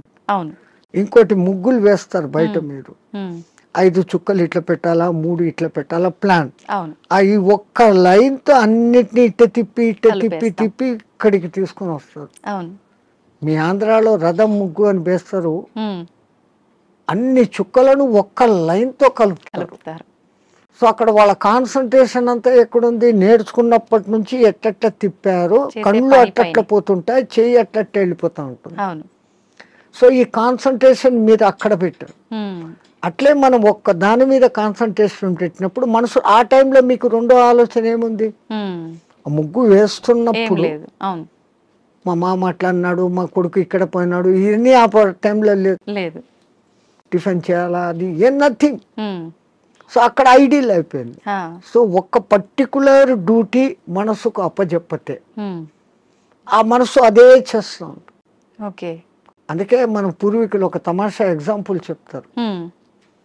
ఎవరో ఒక ఆయన తపస్సు చేశాడు, దేవుడు ప్రత్యక్షమైతే నా అన్ని పనులు చూసుకునేదానికి ఒక సెక్రటరీని నాకు అపాయింట్ చేయి. వాడు దేవుడే ప్రత్యక్షమైతే వాడు ఇట్లాంటి వరం అడిగాడు. అది కూడా నేను చెప్పంగానే చేసేయాలా అన్నాడు. డేంజర్ రా, నువ్వు ఎప్పుడు దానికి పనులు చెప్పలేవు, అది పనులు చెప్పకపోతే నీకే తినేస్తుంది అని. నో ప్రాబ్లం, నేను ఎప్పుడు పనులు చెప్తాను దానికి అన్నా. అదేం ప్రక్షేపమైంది. నాకు ఒక 6 అంతస్తులు బిల్డింగ్ కట్టు అన్నాడు. 6 అంతస్తులు బిల్డింగ్ కట్టేదానికి 2-3 ఏళ్ళు అవుతుందని వీడు అనుకున్నాడు. అది పట్టు అనింది, బిల్డింగ్ తయారైపోయింది. మహారాజ్ ఇంకేం పని అనింది. కుక్కర్ కావాలా, ఫ్రిడ్జ్ కావాలా, బెడ్ కావాలా, ఏసీ కావాలా, వీడు ఇట్లా అడుగుతున్నాడు. అక్కడక్కడ అన్ని వచ్చేస్తాను. ఇంక ఏం అడిగేదానికి లేకుండా పోయింది. ఇంకా దానికి పని చెప్పకపోతే వీడి పని పడుతుంది అంతే. అప్పుడు వాడు గురువు దగ్గరికి పోయినాడు. మహారాజ్, బుద్ధి లేక నేను ఇట్లాంటి వరం అడిగినాను, ఇది ఇట్లా చేస్తుంది అనుకోలేదు. What am I to do, క్యా కర్నా మై? అరే ఉస్ బూత్ కో ఇతర లేకే, ఆ దేయాన్ని ఎక్కడికి తే అన్నాడు. అది వచ్చింది. మా గురువు చెప్పిన పని చెయ్యను, దానికి కమాండ్ అన్నా. అది ఇంకోటి మాట, వీడి మాట వినాలి కదా. అవును, వీడు చెప్పినాడు, మా గురువు చెప్పినట్టు చేయన్నాడు. ఓకే మహారాజ్, గురువు మహారాజ్ ఏం చేయమంటారు? అక్కడ ఒక తాటి చెట్టు ఉండేది, దాన్ని ఎక్కువ దిగు అన్నాడు. అది ఈ రోజుకు ఎక్కి దిగుతానే ఉంది. So technique. అవును, అట్లా ఇదే దృష్టి, మనం ధ్యాస, నేను చెట్టు ఎక్కుతున్నాను, ఈ చెట్టులోకి శ్వాస ఎక్కి దిగుతా ఉంది. దాన్ని అబ్జర్వ్ చేస్తూ ఉంటే మీ మనస్సుకు ఇప్పుడు ఇంకా అదే డ్యూటీ. అవును అవును, దానికి రెండో డ్యూటీ లేదు. ఆ దేయానికి రెండో డ్యూటీ, మనసుకు రెండో డ్యూటీ లేదు. ఈ ఎక్కి దిగడం గమనించడం, అదే ప్రాణాయామ ప్రక్రియలో కూడా. దాన్ని మంత్రంతో జోడించి చేస్తే ఇంకా శక్తివంతం. మన బాడీలోని కణకణము మంత్రబద్ధమైతూ ఒకానొక దినానికి ఈ మాంసపిండం మంత్రపిండం కాగలుగుతుంది. మంత్రంతో అనుసంధానం చేస్తారు. మంత్రాలు చదవలేని వాళ్ళు ఉంటారు, మాకు మంత్రాలు ఇష్టం లేదు, మేము మతం కాదు అనేవాళ్ళు. మంత్రం ఎవరికి వాళ్ళు చెప్పుకోవాలా స్వామిజీ, ఉపదేశం తీసుకోవాలా గురువుల దగ్గర నుంచి. అందుకే గురువు అవసరం, గురు బినా విద్యా నహి అని. కొన్నాళ్ళు ఆయన దగ్గర శిష్యరికం చేసినప్పుడు వీడు దేనికి సూటబుల్, నేను ఇచ్చే విద్యను వీడు సద్వినియోగం చేస్తాడా, దుర్వినియోగం చేస్తాడా. అందుకే పాతకాలంలో కొన్నాళ్ళు నా దగ్గర సేవ చేయి అంటారు. మన మెంటాలిటీ అర్థమవుతుంది. వాడు సిడ్ఫిరా అయితే గనక నేనేం నీ దగ్గర సేవ చేసేది, నాకు ఇంత పైసా ఉంది అంటాడు. ఆ వినయత ముందు మనిషిలో ఉండాలి. ఆయన దగ్గర ఈ పని చేస్తే నాకు మంచి జరుగుతుంది అనే విశ్వాసం ఉండాలి. ఈ రెండు ఉన్నప్పుడు ఆ గురువు గాడిదను చూపించి ఇది దేవుడు, దీని పూజ చేయంటే చేసినప్పుడు ఆ గాడిదలోనే నీకు దేవుడు కనపడుతుంది. పైలా విశ్వాస ప్రథం సోపాన్. విశ్వాసం అనేది అన్నిటికీ మించిన శక్తి. ఇక్కడ ఒకటి అచీవ్ చేయాలా అనుకున్నప్పుడు దాని మీద నేను చేయగలనా లేదా ముందే డిసిషన్ తీసుకోండి. గురువు ఒక మంత్రం ఇచ్చాడు, ఈ అనుష్ఠానం ఇట్లా చేయాలా, రోజు లేచి ఈ అగ్ని తర్పణాలు చేయాలా, ఇవన్నీ నేను చేయగలనా లేదా అనుకున్నప్పుడు గురుదేవా ఇయ్యండి అనాలి. ఆ మంత్రం తీసేసుకున్నాను, నేను చేసుకోలేదు, దాన్ని చేయాల్సిన రీతిలో చేయకపోయినప్పుడు ఏం ఫలితం? సైకిల్ మోటార్ మీ దగ్గర ఉంది, దానికి పెట్రోల్ పోసేది పని ఉంది కదా. పెట్రోల్ పోకుండా నేను కొనుక్కున్నాను 1,00,000 పెట్టి పోవాలా, ఇది అంటే ఎట్లా పోతుంది? పెట్రోల్ పోయాలా, అప్పుడప్పుడు దానికి ఏదో ఆయిల్ పోయాలా, మైనర్ రిపేర్స్ చూసుకోవాలా, అప్పుడు ఆ బండి పోతుంది.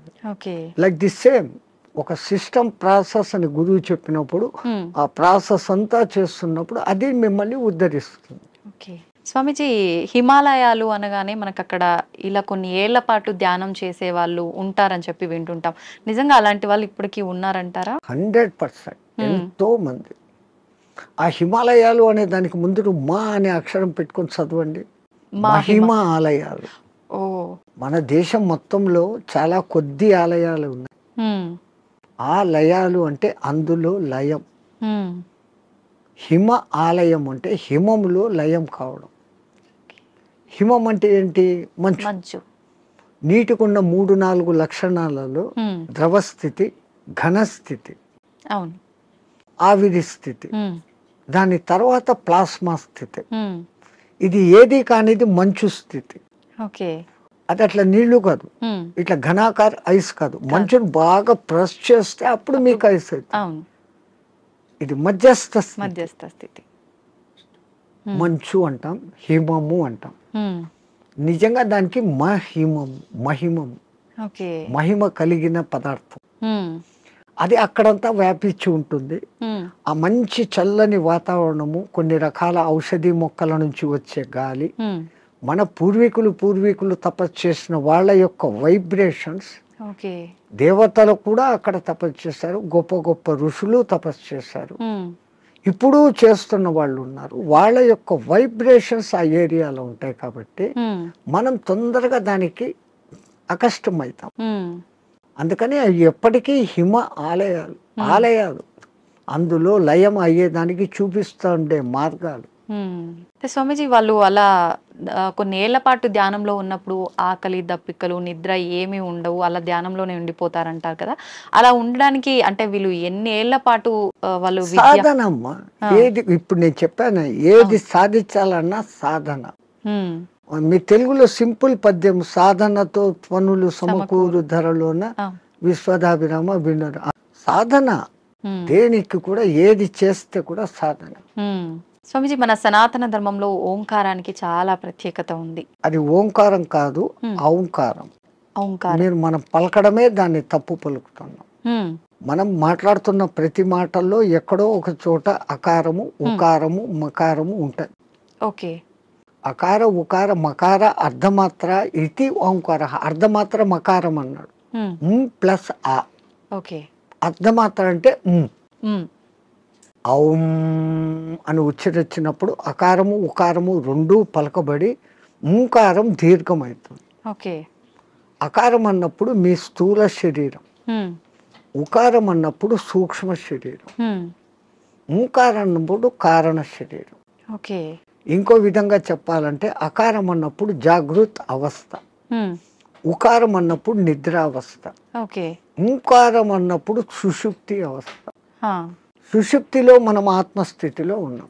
ఓకే. మేలుకొని ఆత్మస్థితిలో ఉండేదానికి పరమాత్ముడు మనకి ఇచ్చిన అత్యంత గొప్పది విశ్వమంతా వ్యాపించి ఉన్న శబ్దం ఏదైతే ఉందో అది ఔంకారం, ఓంకారం కాదు. ఔంకారం. ఓకే. అయితే మనం ఇప్పుడు మీరు చెప్పినట్టుగా చూస్తే ఎవ్వరం కూడా కరెక్ట్గా దాన్ని పలకట్లేదనే చెప్పాలి, సాధన చేయట్లేదనే చెప్పాలి. మరి అక్కడే గురువులు చెప్పేది ఈ వివరమంతా చెప్పి, ఒరే నాయనా ఇట్లా ఉచ్చారణ చేయి అన్నప్పుడు విశ్వమంతా వ్యాపించున్న ఆ శబ్దంతో మన శబ్దము అనుసంధానం అవుతుంది. ఓకే. సైంటిస్ట్ ఇప్పుడు రికార్డు చేశారు, సూర్యుడిని చూస్తున్న శబ్దము ఔం ఔం అని ఉంది. ఓకే. గెలాక్సీ సౌండ్ ఔం అని ఉంది. భూమి తిరిగే వేగపు సౌండ్, గ్రహాలు తిరిగే వేగపు సౌండ్ వేరే వేరే విధంగా వినపడుతున్నాయి, కానీ అంతంగా ఔం ఔం అన్న శబ్దమే ఉంది. సో దాన్ని ఇట్లా అట్టాడు చేసినప్పుడు ఔం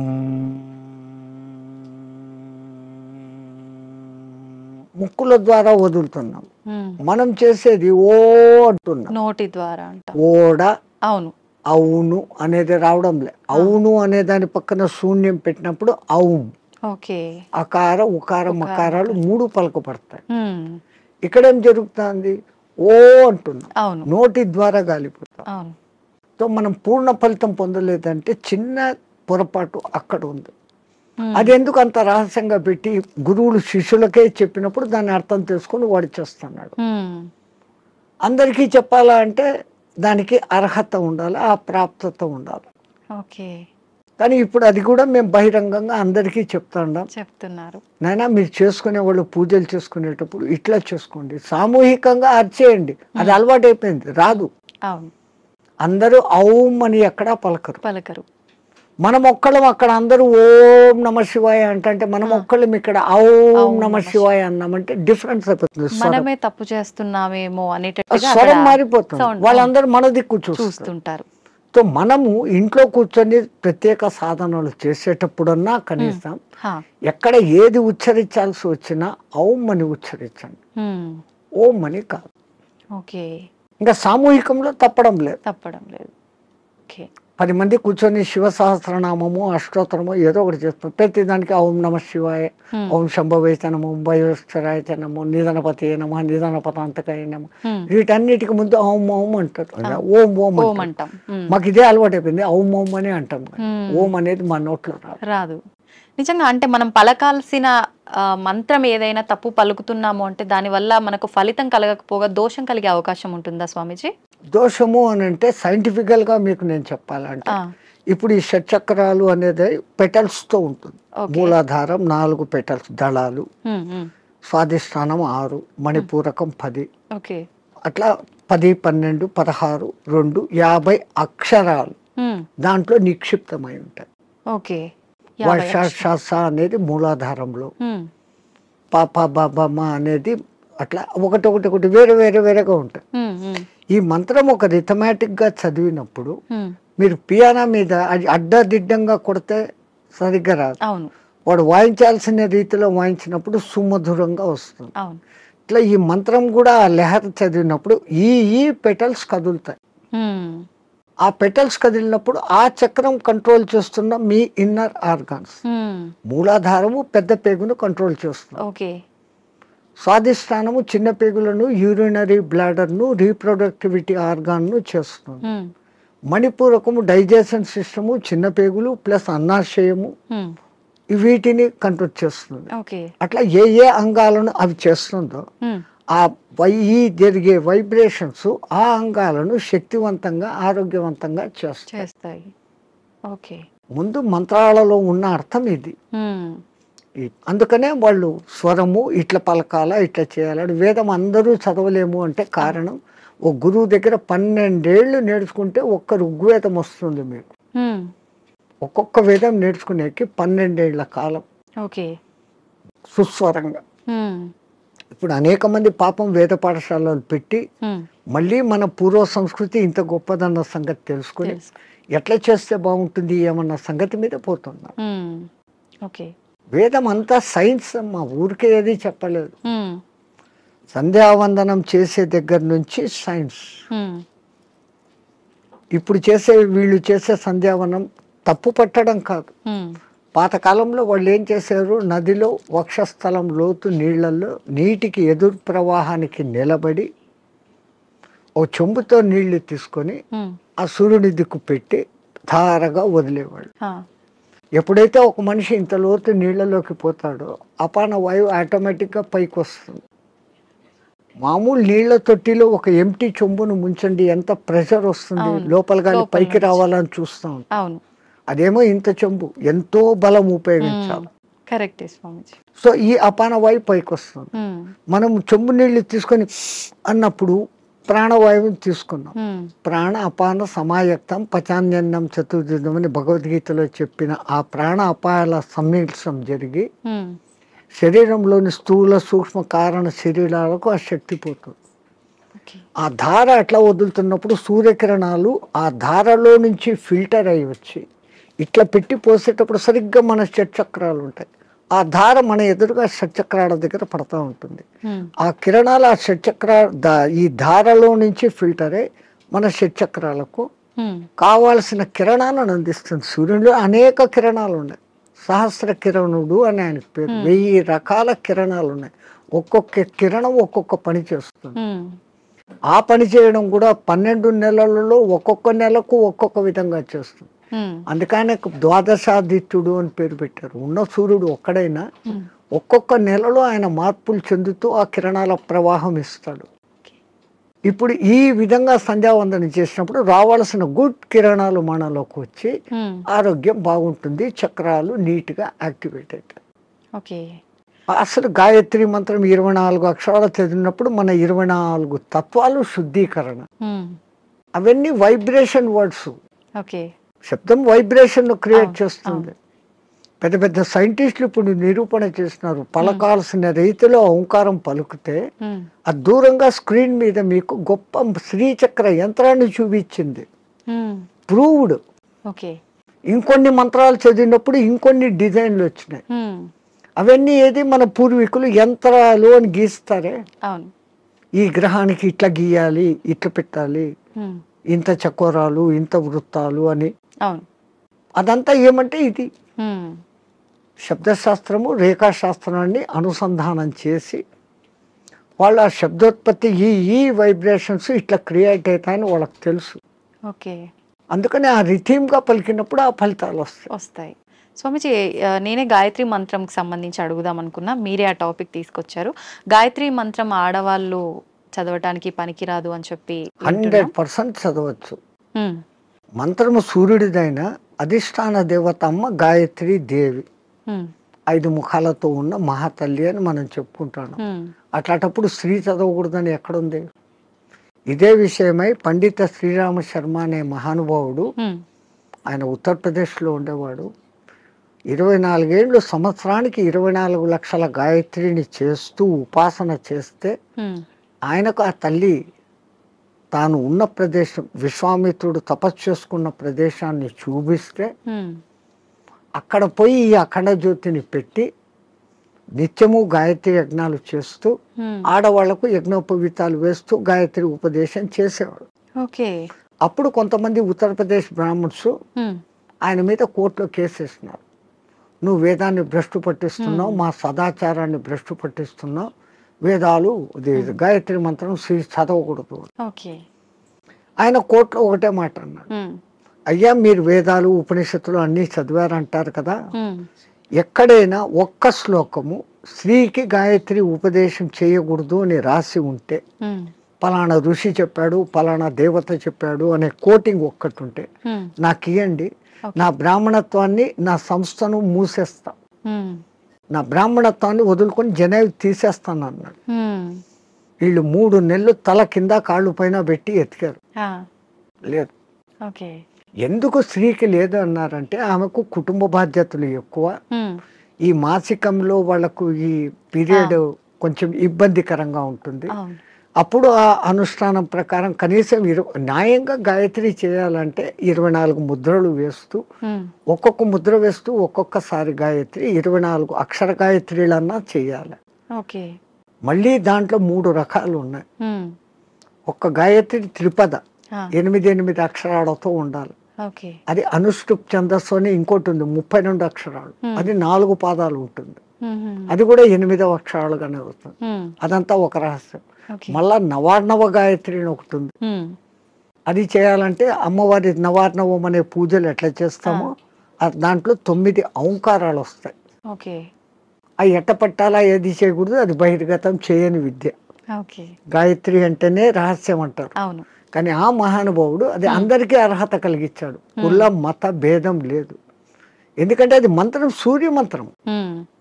ఆ పండిత శ్రీరామ శర్మకు కుడి భుజంగా ఉన్నవారే రామకృష్ణ మహానుభావుడు, హ్మ్. ఆయన కూడా ఇదే చేశాడు.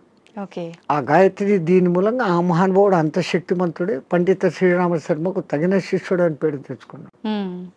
ఆ మహానుభావుడే చేరదీసి బాగా దగ్గరుండి చేసిన వాడే మీకు ఇప్పుడు బాగా ప్రసిద్ధుడైన మారెళ్ళ రవిశాస్త్రి. ఓ. ఆ పరంపర అట్లా వస్తుంది. హ్మ్. అదంతా పండిత శ్రీరామ శర్మ దయ. ఓకే. స్వామి, దైవాన్ని నమ్మటం వల్ల, పుణ్యక్షేత్రాలకు తిరగటం వల్ల మనశ్శాంతి అనేది లభిస్తుందంటారా? 100%. అసలు మీరు పోవడమే ఆ ఇంటెన్షన్. హ్మ్. కాశీకి పోతే నాకేదో పుణ్యం వస్తుంది, ఆడ ఏదో వదిలిపెట్టేస్తానే సెంటెన్స్ కాదు అది. హ్మ్. కాశీలో 12 జ్యోతిర్లింగాలలో విశ్వనాథుడు అక్కడ ఉన్నాడు, విశ్వానికి ఆయన నాథుడు. ఆ. ఆ క్షేత్రానికి పోయి ఆయన నామస్మరణ కొంచెం సేపు నేను చేయటం మూలంగా నాకు ప్రశాంతత దొరుకుతుంది అని ఫస్ట్ మీలో విశ్వాసం కలిగినప్పుడు హ్మ్. అక్కడున్న అన్నపూర్ణ అనుగ్రహము కలుగుతుంది. హ్మ్. ఆ బేడి ఆంజనేయ స్వామి కరుణ, గణేష్ పండు మహారాజ్ది అందరిది దొరుకుతుంది. హ్మ్. అందుకే ప్రతి ఒక్క రుచిముని అక్కడ స్థాపించిన లింగాలు ఉన్నాయి. 3000కు పైన గుళ్ళు ఉన్నాయి కాశీలో. శివునికి ఇష్టమైన ప్రాంతం అది. హ్మ్. భూమి అంతా మునిగిపోయినా కానీ త్రిశూలం పైన నిలబెట్టి ఉంటాడు అని చెప్పబడిన ప్రసిద్ధ క్షేత్రం ఓకే. కాశీ. కాశీ అంటూ కాశీకి పోకుండా చచ్చిపోయినా హ్మ్. కాశీకి పోయినంత పుణ్యం కలిగే క్షేత్రం అదొకటే. హ్మ్. మిగతా క్షేత్రాలకు పోతానని ముక్కుపడి పెట్టుకొని పోకుండా పోతే ఏదో ప్రమాదము, హ్మ్. వానికి శిక్ష ఉంది. అవును. కాశీ విషయంలో అలా లేదు. హ్మ్. అంతటి గొప్ప అక్కడికి వచ్చింది అంటే ఒకటి ప్రజల విశ్వాసము, అక్కడ తపస్సులు చేసిన వాళ్ళ యొక్క శక్తి హా. ధార పోయడం అనేది ఆ ప్రాంతానికి ఆ ప్రసిద్ధత వస్తుంది. ఓకే. భూమి అంతా ఒకటే అయినప్పటికీ అవును. సులభమైన ఉదాహరణ, ఇప్పుడు ఎండాకాలం కాదు, మామూలు చిన్న ఎండ ఉన్నప్పుడు హ్మ్. ఒక భూతద్దం తీసుకొని వచ్చి పేపర్ మీద పెడితే అది కాలుతా ఉంది. ఆ భూతద్దం నుంచి కిరణాలు కాన్సన్ట్రేషన్ అవును. అట్లా విశ్వశక్తి కాన్సన్ట్రేషన్ ప్రదేశాలు కొన్ని, అవి పుణ్యక్షేత్రాలు, తీర్థక్షేత్రాలు, ఓకే, తీర్థయాత్రలు. తీర్థం అంటే నీళ్లు. నీళ్ళు.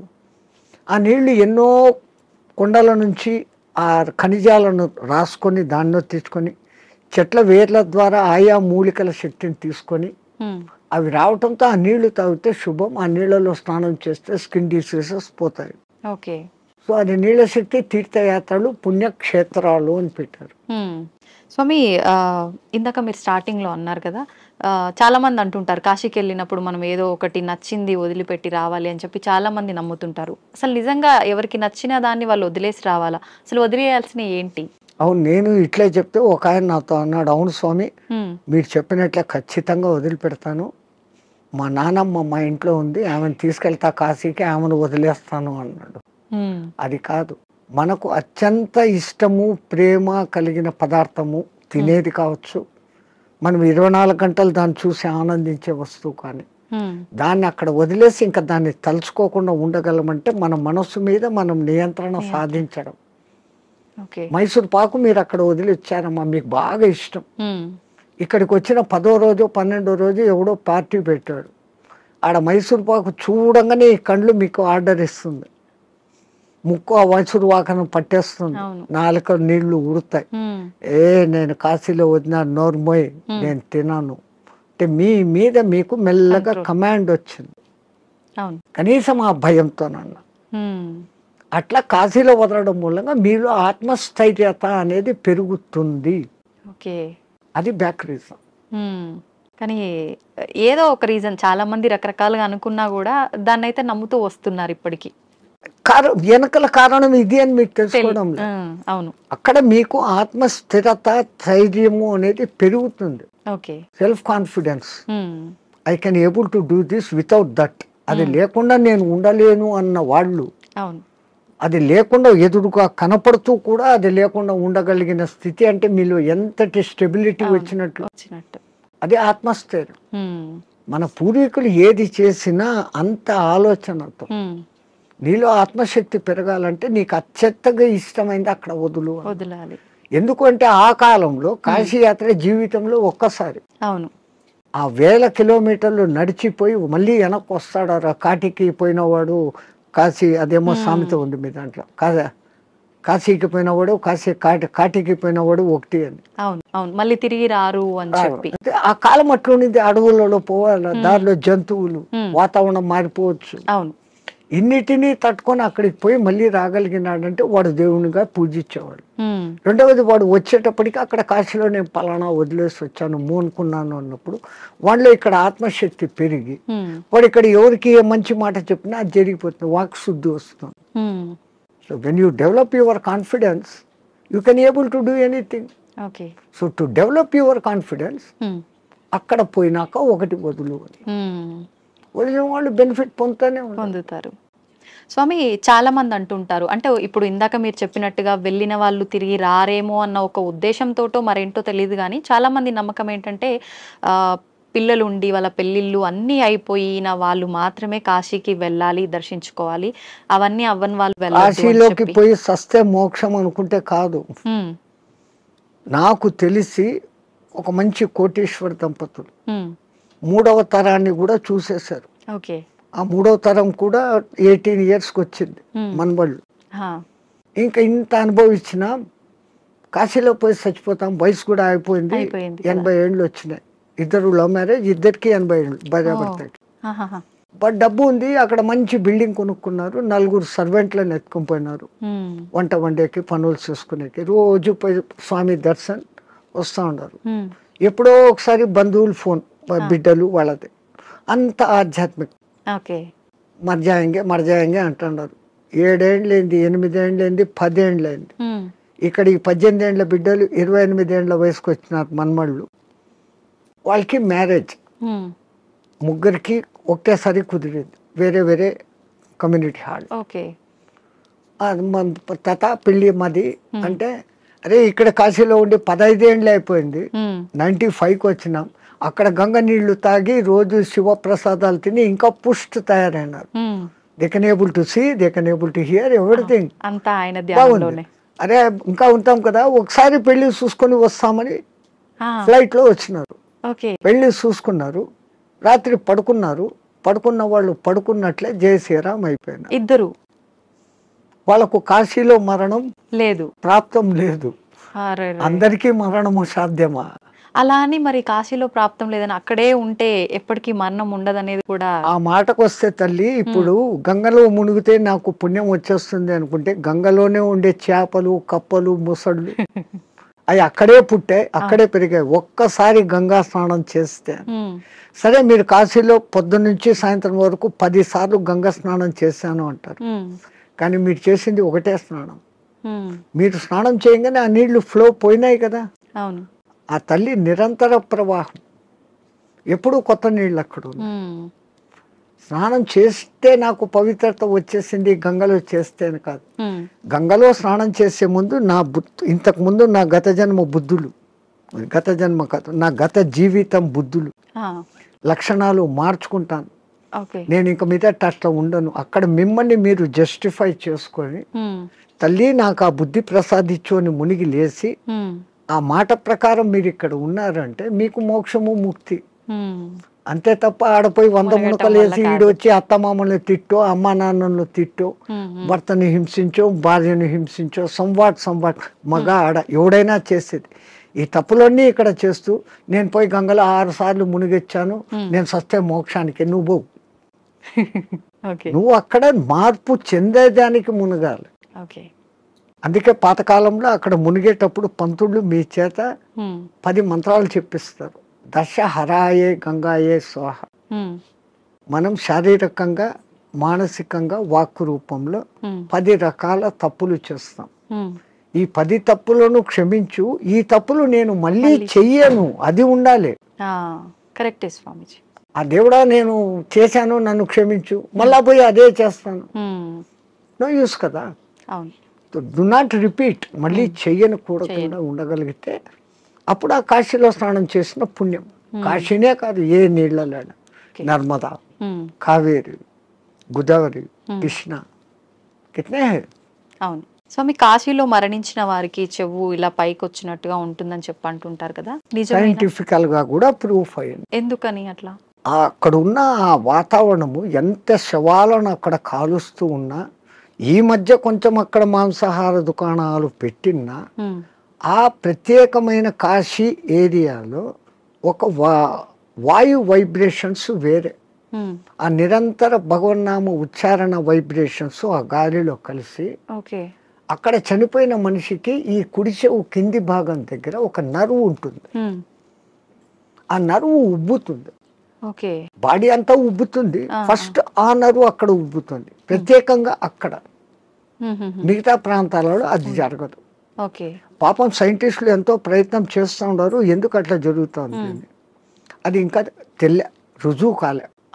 బట్ 99% గుర్తించారు. ఏ ఊరు చచ్చినా కొంచెం రెడ్డిష్ కలర్ వస్తుంది, కారణం అక్కడ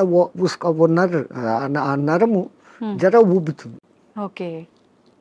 అయితే చాలా మంది దానికి రీజన్ ఇది అయ్యి ఉంటుంది, శివుడు అక్కడ చనిపోయిన వాళ్ళకి చెవులో ఏదో చెప్తాడు అది చూసి మన పూర్వీకులు అక్కడ వచ్చి రామతారకం చెవులో చెప్తాడు, ఆయన గట్టిగా చెవులు ఆగబట్టి అది అక్కడ ఎర్రగైంది అంటాడు. ఆయనకు అదే పని, ఆ సచ్చినోడికి అందరి దగ్గర పోయి చెవులు పీకి చెప్తానే కూర్చుంటాడా? అంతే కదా, మనకు ఆ విశ్వాస్. అంతే. కాశీలో నేను చనిపోతే శివుడు నన్ను స్పృశిస్తున్నాడు, నేను ఈ బాడీ వదిలిపెట్టినాక నన్ను ఎవడు స్పృశిస్తా నాకేం తెలుస్తుంది. దీని పేరు అప్పుడు సదానంద అన్నారు, శవం అంటారు, పేరు పోయింది. పుట్టినప్పుడు తల్లిదండ్రులు పెట్టిన పేరు ఈ బాడీతో పాటు బాడీ